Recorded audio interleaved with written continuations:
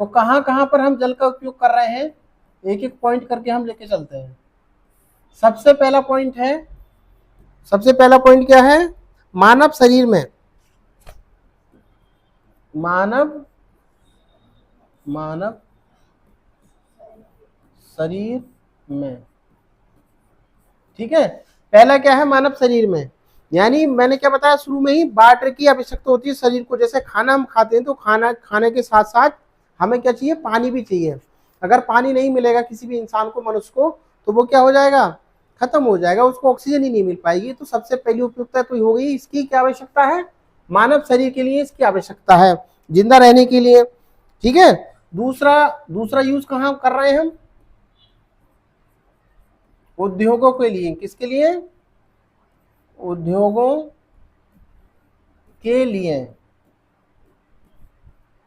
उद्योगों के लिए क्या मतलब, भाई बहुत सारे केमिकल बनाए जाते हैं किसी भी फैक्ट्री में, रसायनों को घोलने या मशीनों की साफ सफाई करने में किसकी आवश्यकता होती है, वाटर की आवश्यकता होती है। तो इसलिए उद्योगों में भी इसकी आवश्यकता है।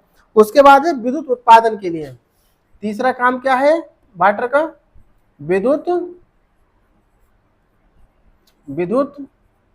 उत्पादन के लिए, ठीक है।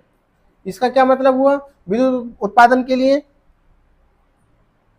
विद्युत उत्पादन का मतलब ये है कि जैसे कि मान लो ये नदियां हैं, क्या है ये नदियां हैं, ऐसे करके पानी इसमें बह रहा है।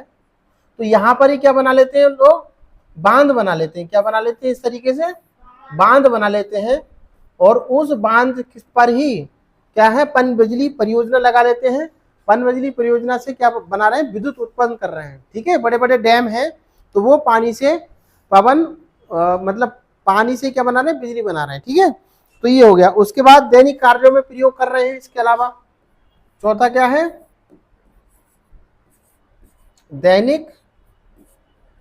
दैनिक कार्यों में।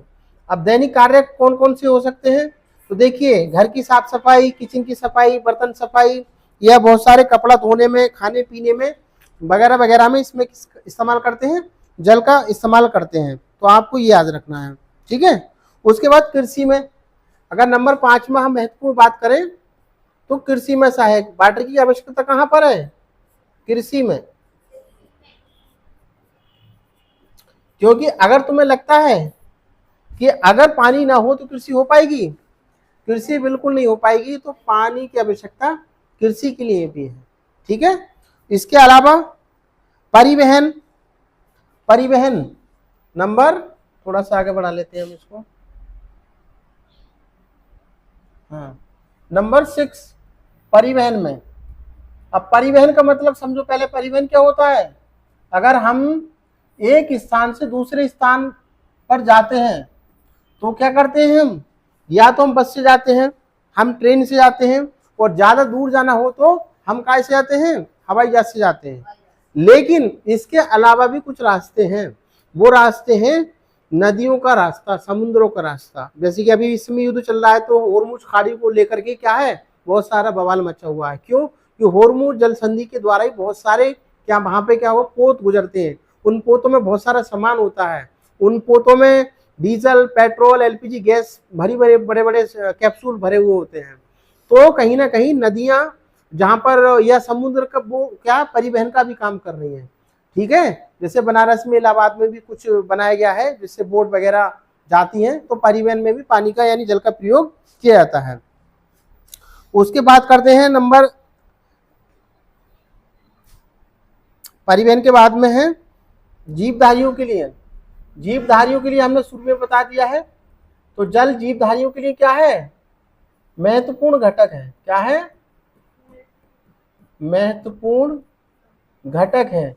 क्योंकि चाहे वो मछली है, मछली कहाँ रहती है, जल में। तो अगर जल से मछली को निकाल दें तो मछली खत्म हो जाएगी। इसी प्रकार से जो जंतु जो जल में रहते हैं उनको लिए जल की आवश्यकता है। तो इसलिए जल कई महत्वपूर्ण कार्य करता है, ठीक है। अब बात करते हैं दोस्तों नेक्स्ट टॉपिक,